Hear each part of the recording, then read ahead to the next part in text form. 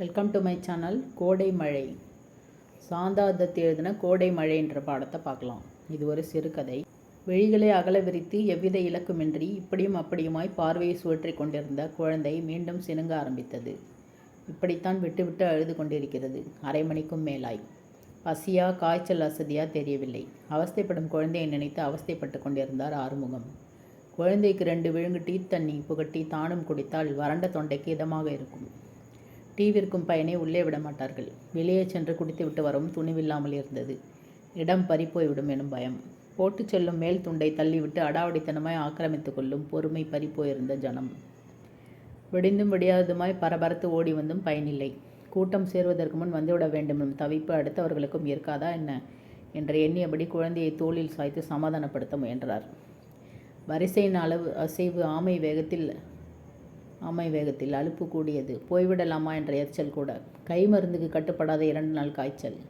தனியார் மருத்துவமனை செல்ல வக்கில்லாத போது கை மட்டுமின்றி மனுஷ ஆதரவும் வறண்டு போய்விட்ட போது இல்லாதவற்றுக்கெல்லாம் ஈடு கட்டுவது போல் பொறுமையாவது நிறைய வர வைக்க வேண்டியதுதான். காசா பணமா? 3 மணி நேரத்திற்கும் மேலாய் குழந்தையை ஏந்திருந்ததால் கையில் கடுப்பு தெரிய ஆரம்பித்தது. சீட்டு வாங்கி கொண்டு உட்கார்ந்தது தான். இடுப்பு வலி தெரிவித்தது. கிழ உடம்பு எவ்வளவுதான் தாங்கும்? மனசா என்ன அதட்டி மிரட்டி மூளையில் முடக்க. நத்தை அசைவும் நின்று போய் ஆணி அடித்தாற்போல் முடங்கிவிட்டது நோயாளிகள் வரிசை. வினாயில் டெட்டால் டிங்சர் வகைராக்களின் வாசம் காலி வயிற்றை புரட்டி அடித்தது.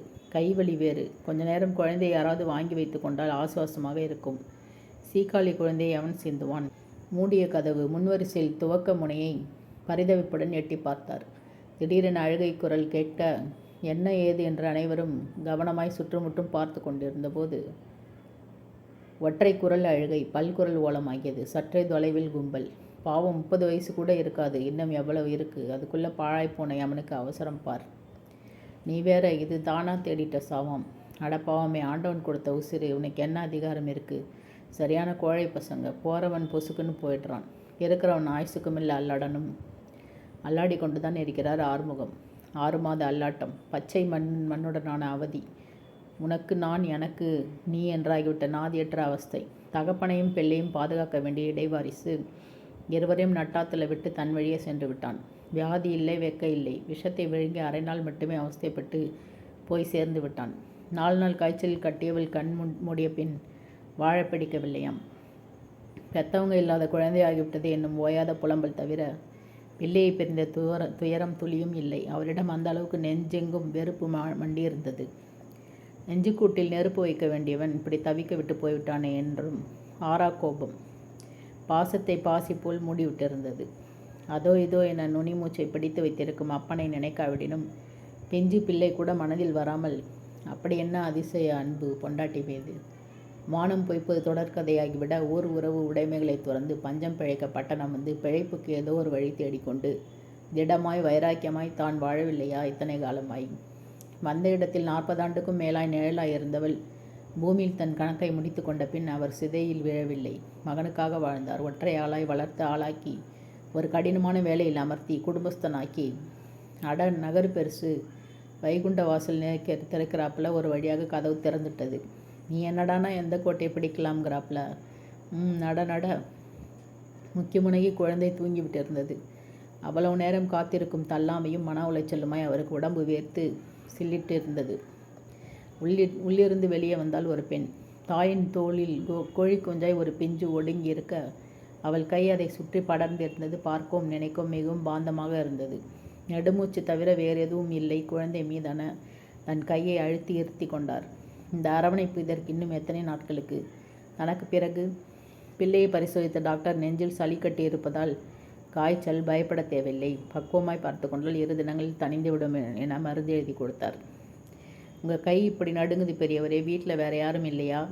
ஊசி போட்ட வழியால் வீறிட்ட குழந்தையை லாவகமாய் அணைத்து சமாதானப்படுத்தி அவ்வாறு கேட்ட வெள்ளையுடைய தேவதைக்கு நன்றி சிரிப்பை மட்டுமே பதிலாக விட்டு வெளியே வந்தார்.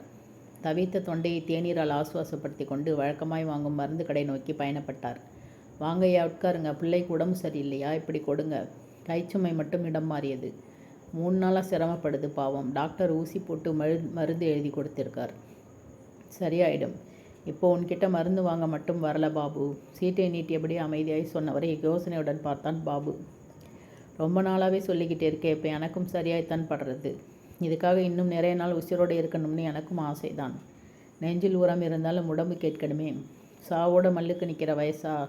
அப்போ இதனோட கதி? சரி, நாளைக்கு அவங்களை கூட்டிகிட்டு வந்துடுறியா பாபு? ஐயா, ஆமாம்பா, நெசமாத்தான் சொல்கிறேன். அம்மா என்கிற பாசமே தெரியாமல் இருக்க இது மட்டும் என்ன பாவம் செய்தது? பெண்ணோட பரிவும் பாசம் ஒரு குழந்தைக்கு எவ்வளோ முக்கியம்னு இப்போ தான் நல்லா புரிஞ்சது பாபு. இதை பிரிஞ்சிருக்க முடியாது என்கிற என்னோட சுயநலத்துக்காக இதை அனாதையாக விட்டுட்டு போகிறது எவ்வளோ பெரிய பாதகம். அதான், அதுவும் இல்லாமல் அவங்க உனக்கு நல்லா தெரிஞ்சவங்க. அதனால் பத்திரமான இடத்துக்கு தான் போய் சேர்றது பிள்ளைன்னு நிம்மதி. அவங்கள உடனே வர சொல்லிட்டு ஆக வேண்டியதை பார்க்கலாம். வினாடி தாமதித்தாலும் மனம் மாறிவிடுமோ என்பது போல் மருந்தும் குழந்தையுமாக விடுவிடுவென நடந்தார். இரவெல்லாம் உறக்கமின்றி புரண்டு எல்லாம் இதோட நல்லதுக்கு தானே என திரும்ப திரும்ப நினைத்து சமாதானப்படுத்தி கொண்டார்.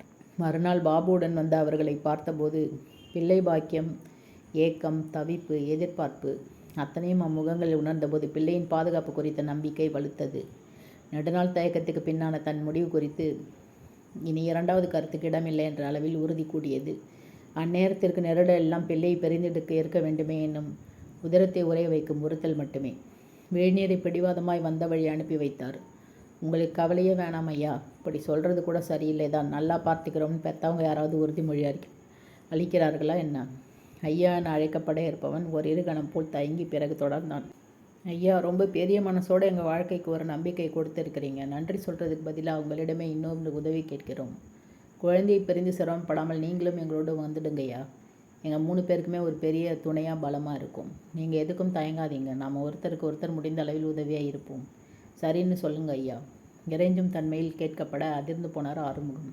யாருக்கு யார் உதவி? எவ்வளோ பெரிய விஷயம்! இவ்வளவு எளிமையாய் தனக்கு எந்த சங்கடமும் கூடாதென மிகவும் பக்குவமாய் இவன் மலை போன்ற அத்தனை பிரச்சனைகளும் எப்படி இப்படி ஒரே நாளில் தீர்வு கண்டு குழந்தையுடன் தன்னையும் சுவீகரித்து. பாபு, இப்போதைக்கு எனக்கு சாவு வராதுன்னு தோணுதுப்பா.